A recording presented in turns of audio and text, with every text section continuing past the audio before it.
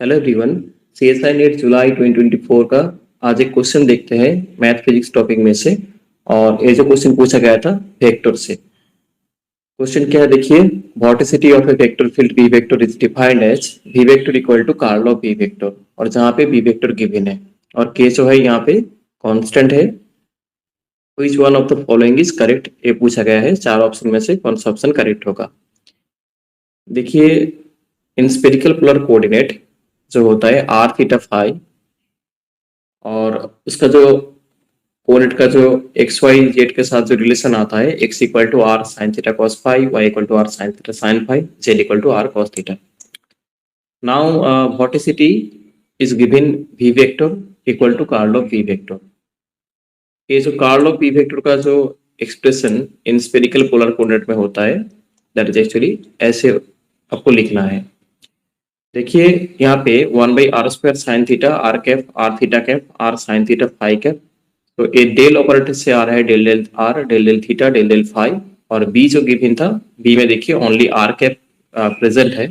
Other तो जो component है वो प्रेजेंट नहीं है। That means theta cap phi cap के साथ जो कंपोनेंट है बी वेक्टर में वो 0 होगा। तो ऐसे करके देखिए x y z in spherical polar coordinate में ए होता है। इसको यूज करके कैलकुलेशन करने से जो आ रहा है, तो ऐसा एक रिजल्ट आ रहा है 1/r² sine theta. R component r cap का जो कंपोनेंट आ रहा है वो 0, बट थीटा कैप में देखिए जो कंपोनेंट आ रहा है ये तो 0 नहीं हो रहा है। ठीक है, क्योंकि देखो यहाँ पे आ रहा है del del phi sine phi cos phi, तो ये 0 नहीं हो रहा है। ठीक है, तो सिमिलरली इसमें देखिए फाई कैप का जो कंपोनेंट है, इसमें भी डेल डेल थीटा जो रिजल्ट आ रहा है, इसमें भी देखिए थीटा यहाँ पे है प्रेजेंट। दैट मींस ये तो 0 नहीं होगा क्योंकि पार्शियल डिफरेंशिएशन हो रहा है, ये 0 नहीं होगा। That means theta cap and phi cap का जो है कि कंपोनेंट यहाँ पे आएगा। तो आप कैलकुलेशन कर सकते हो कि ऐसा एक रिजल्ट आएगा, पूरा कैलकुलेशन कर सकते हो। बट इस क्वेश्चन में पूरा कैलकुलेशन करने का जरूरत नहीं है, आप कर भी सकते हो। बट इसमें देखिए यहाँ से आपको समझ आ रहा है कि एक्चुअली थीटा कैप का जो है कि कंपोनेंट आएगा। ये जो आ रहा है वी वेक्टर आ रहा है, सो वी वेक्टर में एक्चुअली थीटा कैप का कंपोनेंट आएगा। ठीक है, दैट मींस थीटा कैप का कंपोनेंट प्रेजेंट है।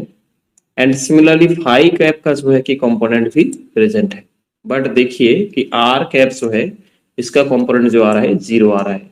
दैट मींस ये प्रेजेंट नहीं होगा, आर कैप यहाँ पे प्रेजेंट नहीं है। दैट मीन्स आप इसमें कैलकुलेशन ना करके भी, इसमें कैलकुलेशन करके देखिए आ रहा है ना, ये जो कंपोनेंट है that is actually theta cap का कंपोनेंट, और ये जो कंपोनेंट है फाई कैप का कंपोनेंट।